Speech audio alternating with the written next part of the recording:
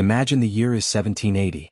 The American Revolution rages on, but in the South Carolina Low Country the struggle looks grim.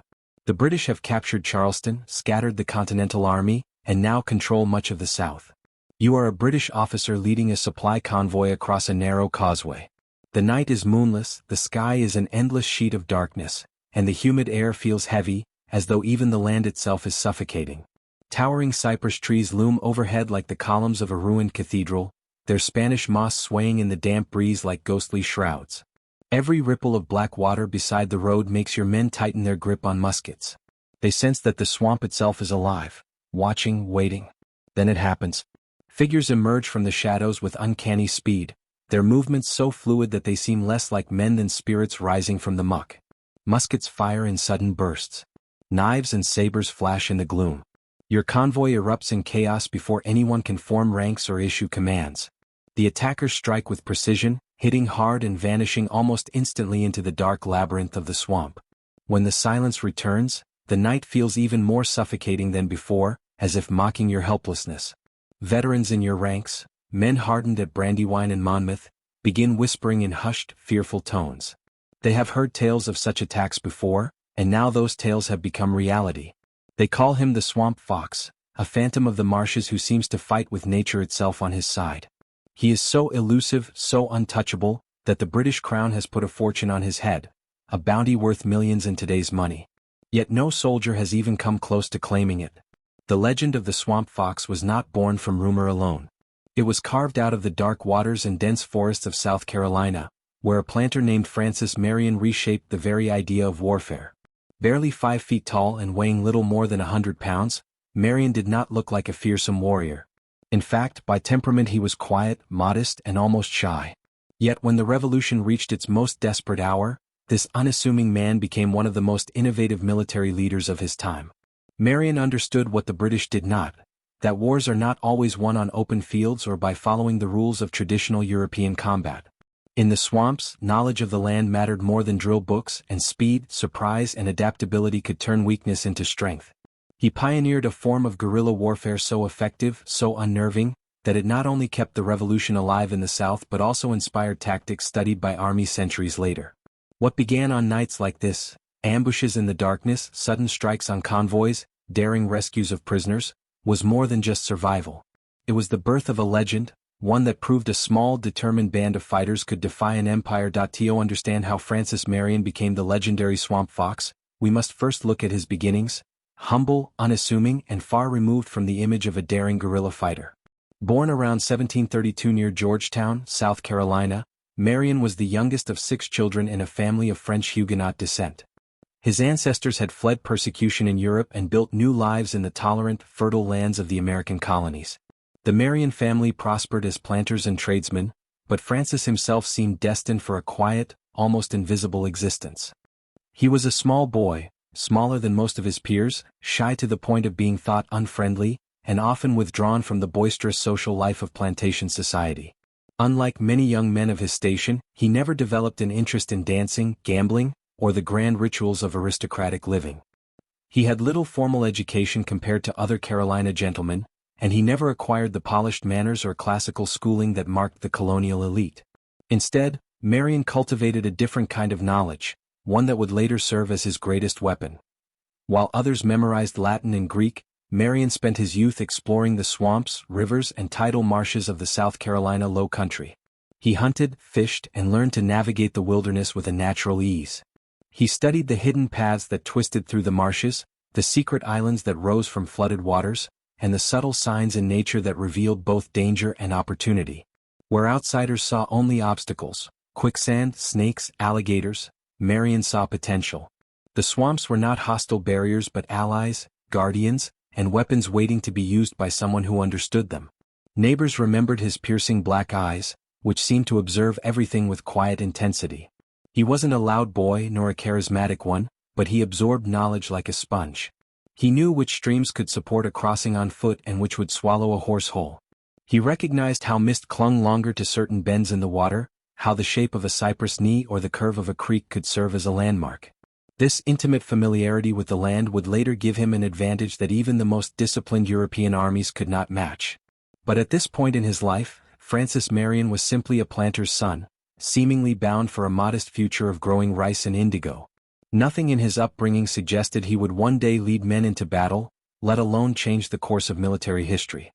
Yet destiny has a way of shaping unlikely heroes. When conflict arrived in the form of the French and Indian War, Marion would get his first taste of soldiering, and his first lessons in unconventional warfare. In the quiet rhythms of plantation life, Marion appeared to be a man of little consequence. Yet beneath his reserved exterior lay a keen mind and an adaptability forged in the wilderness. These early years, spent learning the secrets of the swamps and the patterns of survival, were the foundation of the legend yet to come. Francis Marion's first true education as a soldier did not come during the Revolution but 2 decades earlier, when the French and Indian War erupted in 1754. Like many young men in the colonies, he answered the call to arms, accepting a commission as a lieutenant in the South Carolina Regiment. For a man of his background, it was an unusual step. He was quiet, reserved, and had no prior ambition for military glory. Yet the war would shape him in ways no plantation life ever could. The campaign that introduced Marion to combat was fought against the Cherokee in the rugged mountains of South Carolina between 1759 and 1761. This conflict was brutal, fought not in open fields but in forests and rocky terrain where danger came suddenly and without warning. Marion's regiment was poorly trained, inadequately supplied, and led by officers who often owed their ranks more to political connections than to skill. For the young lieutenant, survival required watching closely, adapting quickly, and learning lessons that textbooks could never teach. One of those lessons came during an ambush in the mountains. Marion and his men were crossing a stream when Cherokee warriors struck from every direction. Muskets cracked from behind rocks, arrows whistled from the trees, and in an instant half of his company was dead or wounded. Yet Marion, even under fire, kept observing. He noticed how the Cherokee had chosen their ground carefully, how they used the terrain to conceal their movements, and how they vanished just as swiftly as they appeared. For him, this was not just a terrifying encounter, it was a classroom. Many young officers of the era clung to European methods of linear warfare, strict formations, rigid drills, and orderly lines of muskets. To them, the ambushes of native warriors seemed dishonorable, an uncivilized way of fighting. Marion saw it differently. He recognized that mobility, knowledge of terrain, and the element of surprise could outweigh numbers and discipline. A smaller, more agile force could defeat a larger one by using the land itself as a weapon.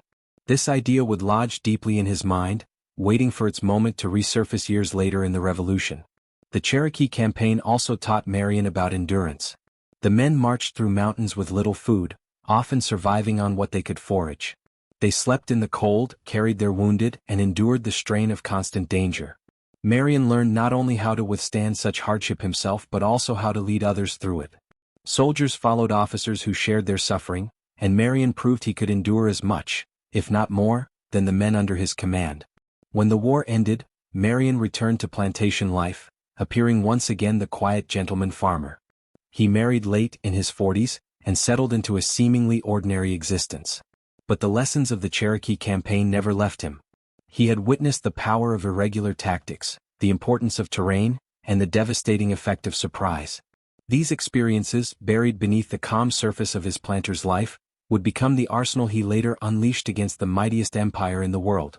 When the American colonies finally broke with Britain, Francis Marion was no longer a young man. At 43, he was older than most officers taking up arms in 1775. Yet when South Carolina's Provincial Congress raised forces for the Patriot cause, Marion accepted a commission as captain in the 2nd South Carolina Regiment. He was not flamboyant or bold in manner, but his quiet competence and genuine concern for his men quickly earned their respect. Marion's first trial came in June 1776, when the British launched a determined assault on Charleston. Their plan was ambitious. Warships and troops under Sir Henry Clinton aimed to seize the most important port in the South. Marion and his men took positions in Fort Sullivan, a low palmetto log fortification guarding the harbor. From here, he had his first real chance to observe the British military up close. The attack unfolded according to every rule of European warfare. Ships opened fire with thunderous cannonades, soldiers prepared for landward assault, and officers followed their manuals with precision. But something unexpected happened. The British attack collapsed. The palmetto logs of the fort absorbed cannonballs instead of splintering, while American gunners pummeled the ships. More importantly, Marion noticed something deeper. When British methods failed, their confidence wavered. Officers who seemed unshakable in orderly maneuvers grew hesitant when chaos disrupted their plans. Marion filed this lesson away: confusion and uncertainty could wound an enemy as deeply as musket fire.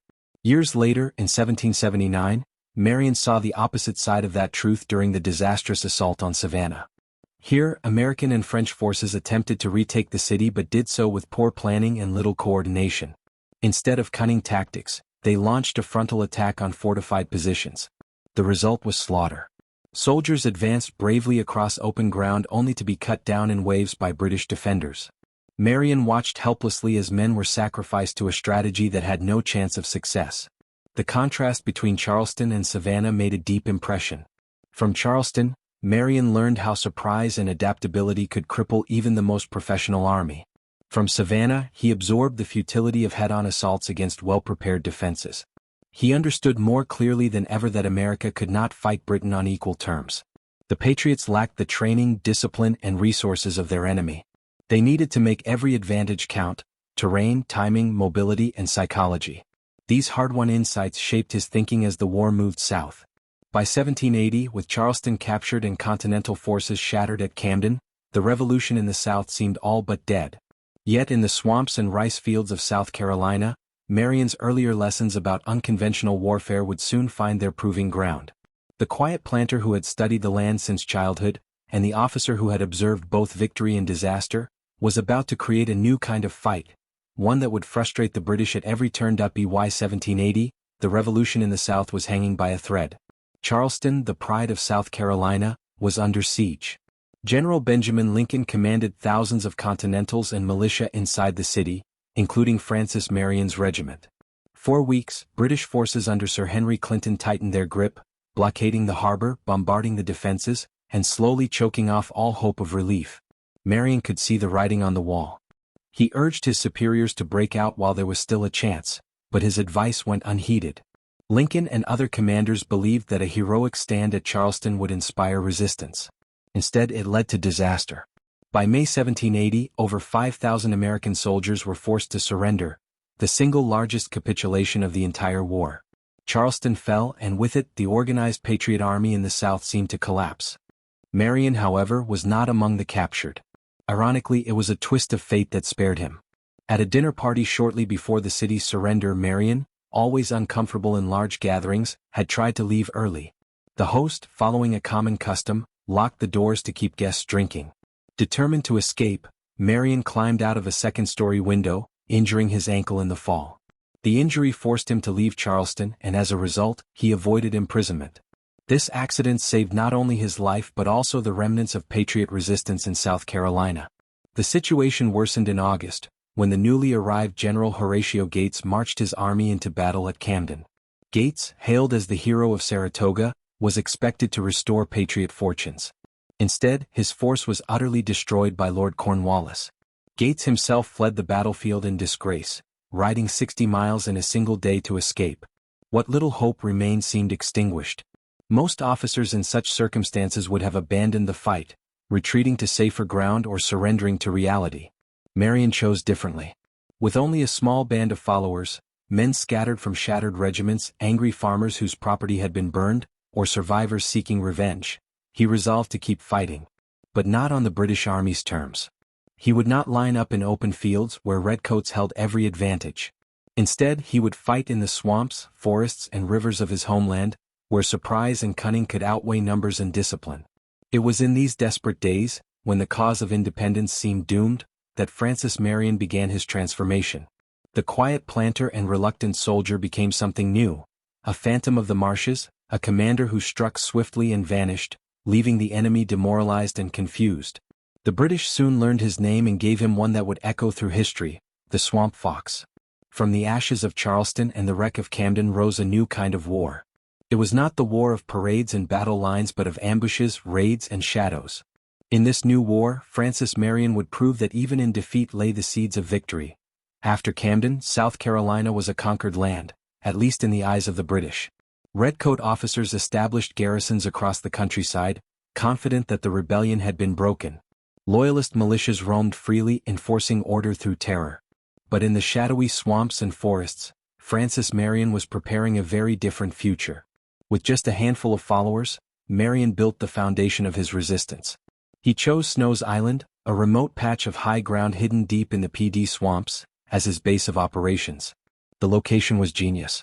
Approachable only by narrow waterways and treacherous paths, it was nearly impossible for conventional troops to attack.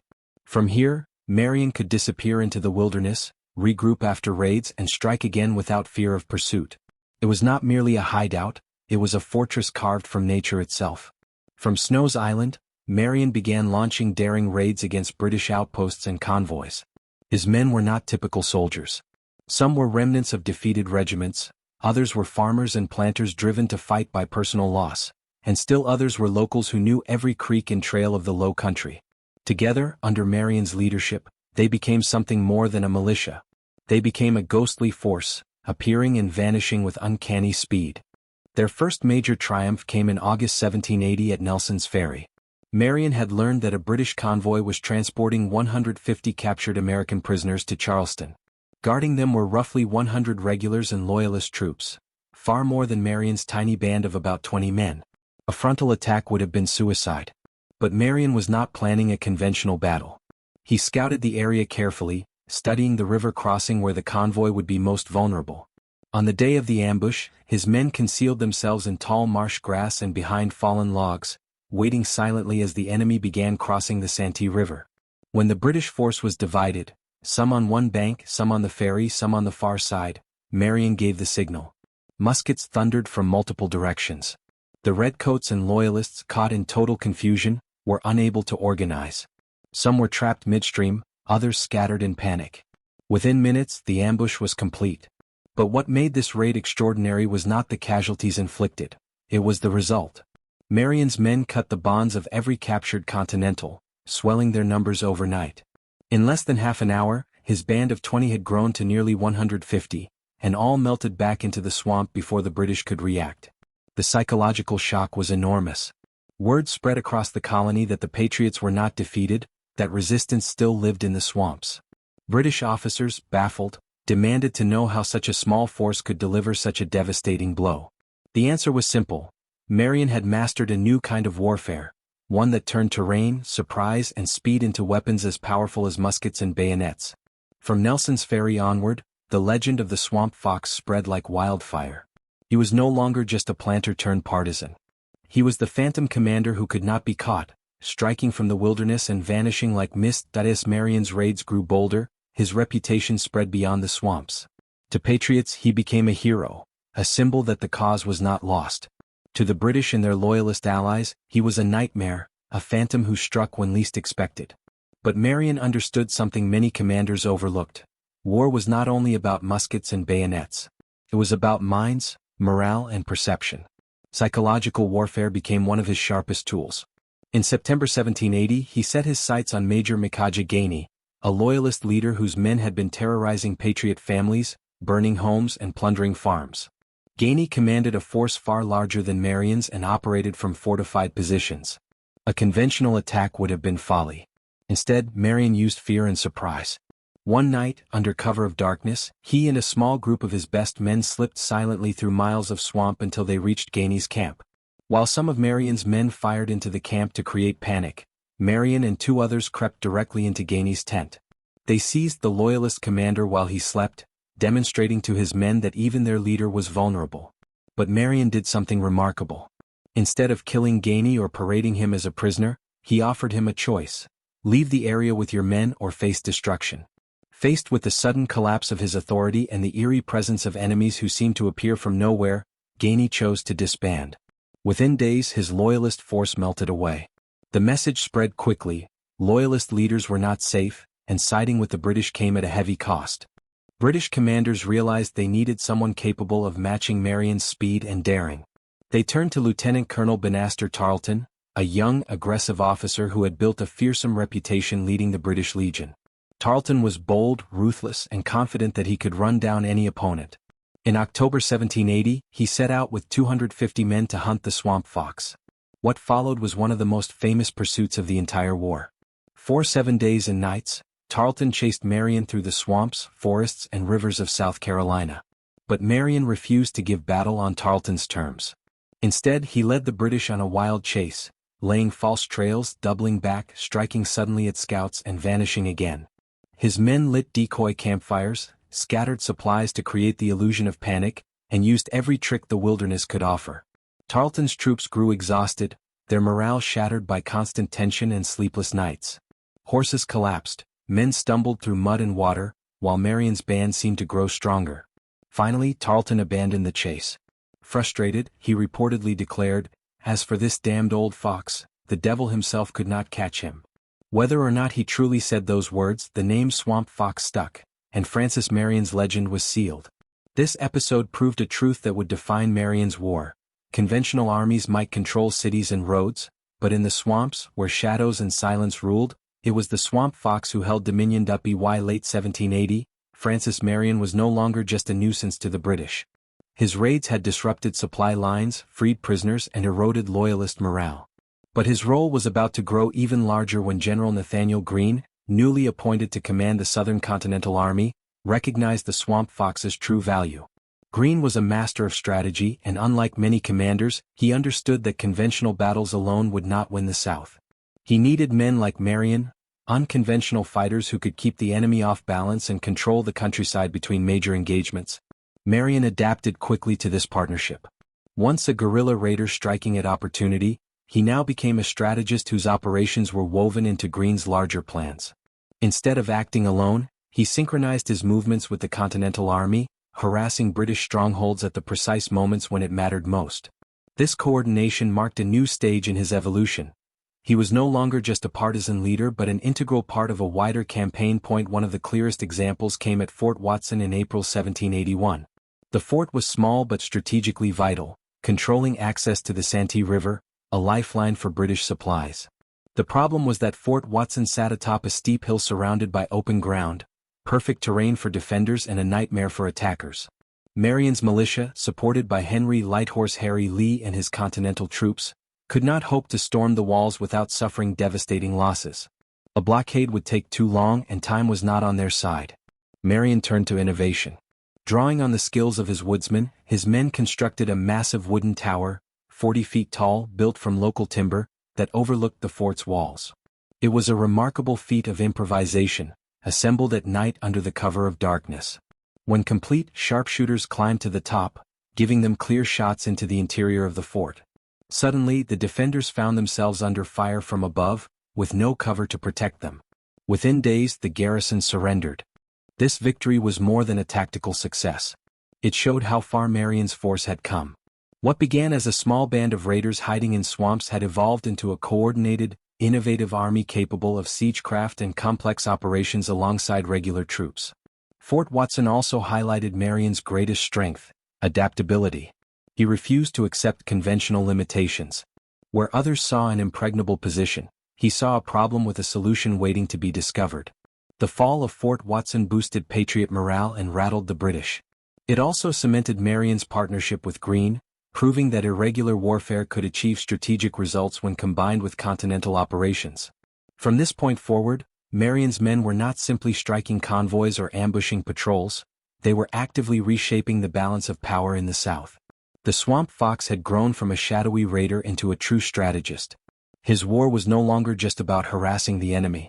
It was about reclaiming South Carolina, one fort, one outpost, and one victory at a time. After Fort Watson, Marion's campaign entered a new phase. The British strategy in the South relied on a chain of small outposts, each one garrisoned by regular troops, loyalists, or German mercenaries.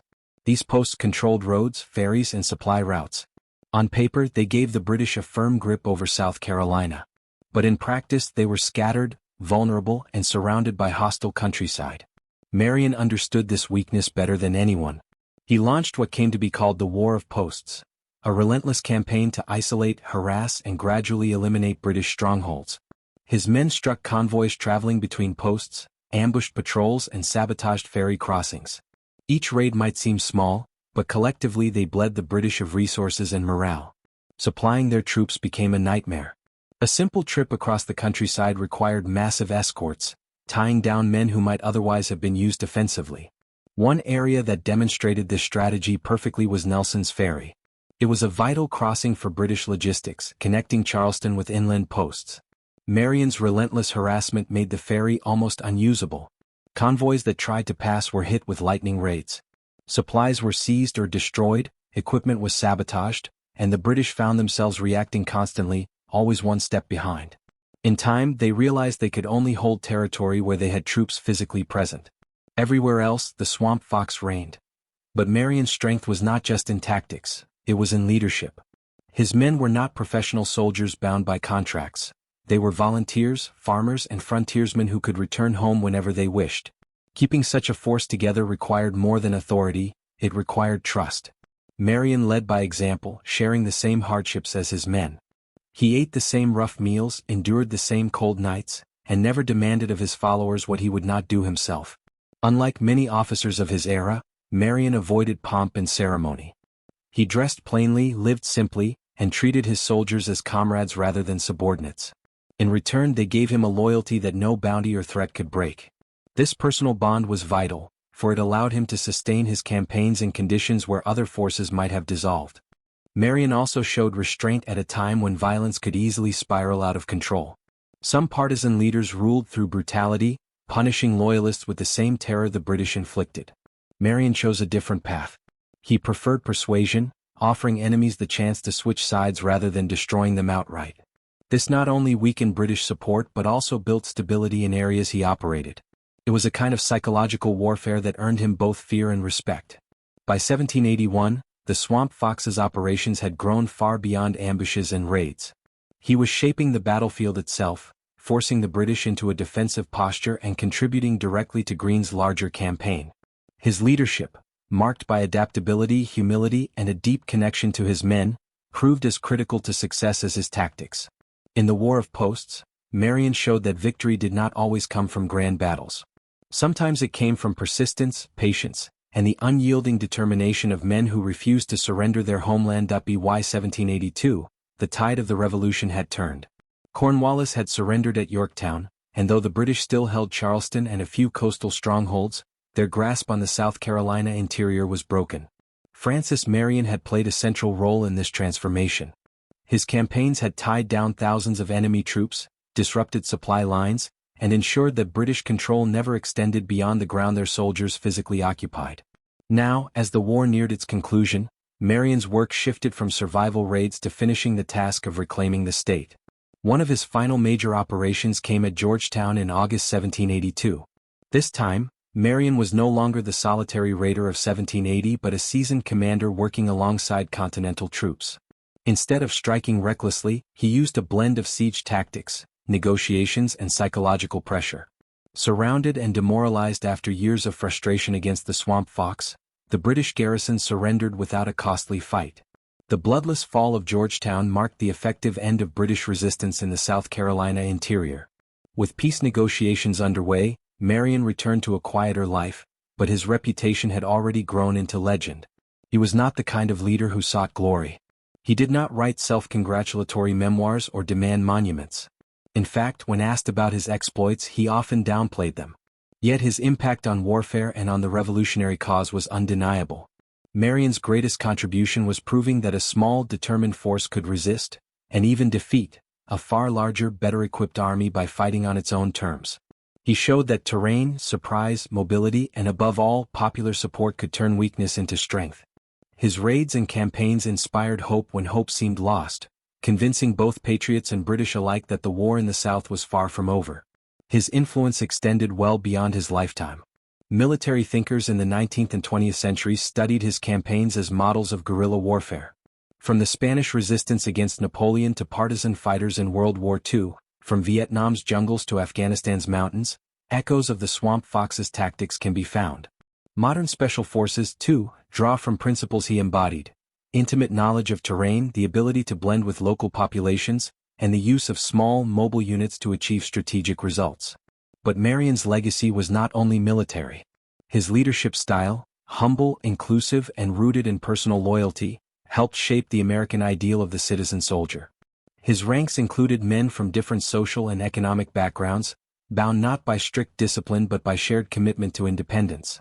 In this sense, he foreshadowed a more democratic vision of the American military. The swamps that once sheltered Marion and his men have long since been drained or transformed. Roads and bridges now span the rivers he once used to outwit redcoats. Yet the lessons of the swamp fox remain timeless. That adaptability can overcome strength, that ordinary people can achieve extraordinary things when fighting for their homes, and that sometimes the greatest victories are born not of grand battles but of persistence, creativity, and determination. Francis Marion's story reminds us that history is not only shaped by towering generals and decisive battles. Sometimes it is written by a quiet planter who turns swamps into fortresses, shadows into allies, and despair into hope.